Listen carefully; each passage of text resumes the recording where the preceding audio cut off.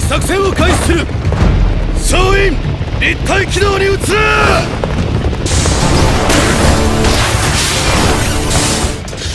我々の動きを知れば敵はエレンを狙ってくるだろう。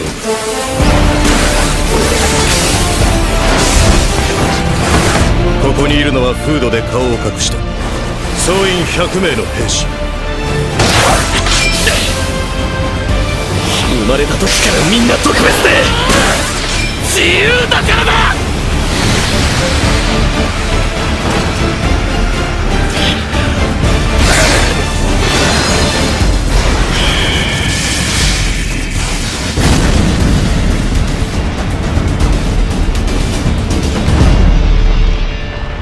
The anime industry has made strides since its inception, in 1907 gaining popularity in Japan during the 1980s and later around the early 2000s worldwide. While it's true that several anime series created during those time periods, such as Dragon Ball, Naruto, One Piece, Sailor Moon, and Pokemon, became hits, it's evident to everyone how much the quality of anime has evolved over the years. The improvement in animation quality over time, coupled with storytelling and increased exposure through the internet, has attracted a growing number of people to this medium. Unfortunately, like things in life, there are always some examples.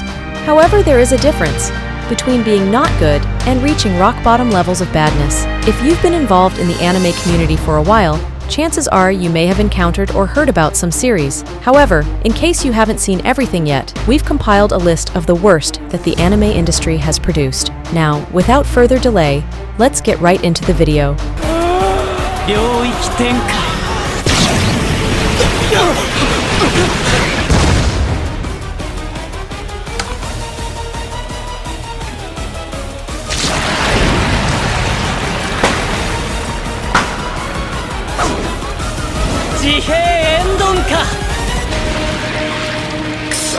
We kick things off with a Jujutsu Kaisen.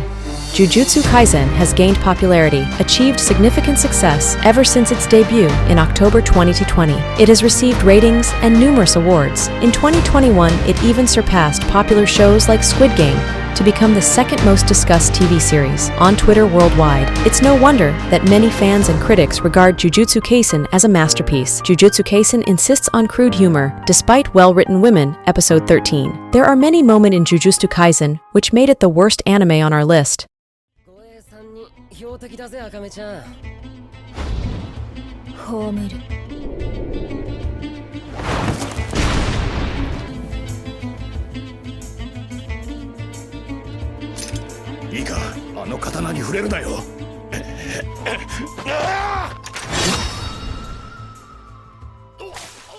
Next up, we have Akame ga Kill. Akame ga Kill is absolutely fantastic, especially the characters. In this anime, we are granted a very realistic immersion into their war. There are heroes on both sides, and everyone has their own reasons for fighting: justice, revenge, money, power, love. The worst part of the series is how it tries to balance absolute brutality, townspeople tortured and murdered, with really terrible comedy. Also, when really awful things happen, the characters don't act like they should. There is no weight to the loss of important people. Overall, this anime is nothing good and not something I would recommend to anyone. It's lazy, bland, and overall shallow. 今度こそ僕はやります。あなたに勝ちたい。勝ってみんなを守りたい。人もグールも。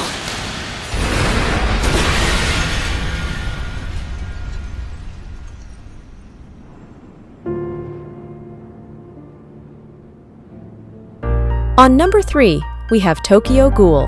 The world depicted in Tokyo Ghoul is filled with beings known as ghouls, who resemble humans but require flesh to sustain themselves. The mere thought of coexisting with creatures is undeniably unsettling. What makes it more distressing is the possibility that one's own neighbor could be a ghoul capable of devouring you at any given moment. Constant vigilance becomes a necessity, as you can never truly predict when you might become someone's meal. Within this world there exists a rooted conflict between ghouls and humans, resulting in acts of violence and discrimination. This pervasive tension renders the realm a place for both factions involved. In fact, it's important to acknowledge that among the ghouls themselves, internal conflicts and clashes between factions are quite commonplace.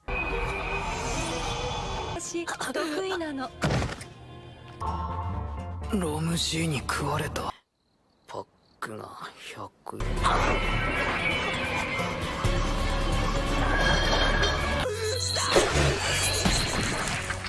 Next up, we have ReZero. After finding himself suddenly transported to a world, Subaru Natsuki and his newfound female companion meet a fate. However, Subaru wakes up to a scene encountering the girl once again. Enough the day starts repeating itself. For me, I felt that the charm present in the first two story arcs was somewhat lost in the final one. The concept of return by death, being in plot point, seemed to diminish and become more commonplace. It didn't have that wow factor in the arc.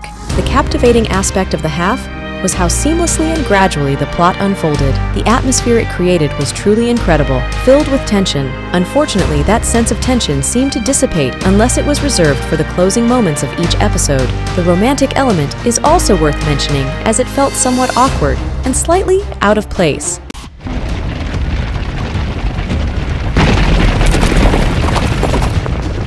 これより作戦を開始する。総員立体起動に移る。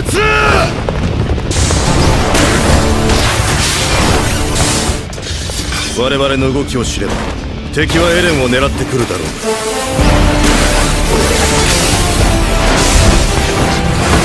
ここにいるのはフードで顔を隠した総員100名の兵士。生まれた時からみんな特別で自由だからだ。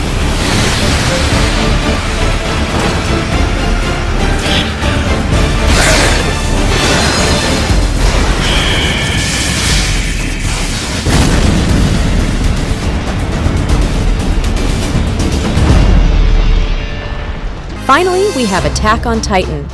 Attack on Titan is an anime that I absolutely love. The only logical reason someone might dislike it is due to the fandom or its perceived overrated status. Honestly speaking, this anime may have its merits. It has received hype than necessary. I can understand why some people have reservations about Sword Art Online. Although personally, I enjoy both. Attack on Titan seems to garner attention than it truly deserves. While the slow pacing can be a bit bothersome at times, the intense drama of living under Titan rule and fear cannot be overlooked. It boasts animation, a plot, characters who aren't invincible but fight for survival, and thrilling action sequences. Definitely worth watching. The dark, gruesome, and depressing elements usually make for a captivating story, and Attack on Titan certainly fits that bill. Although the series started off with an impact by episode 8, it began to lose momentum, fell back down to earth quite rapidly. However, given how promising it started out, one would hope for improvement as it progresses.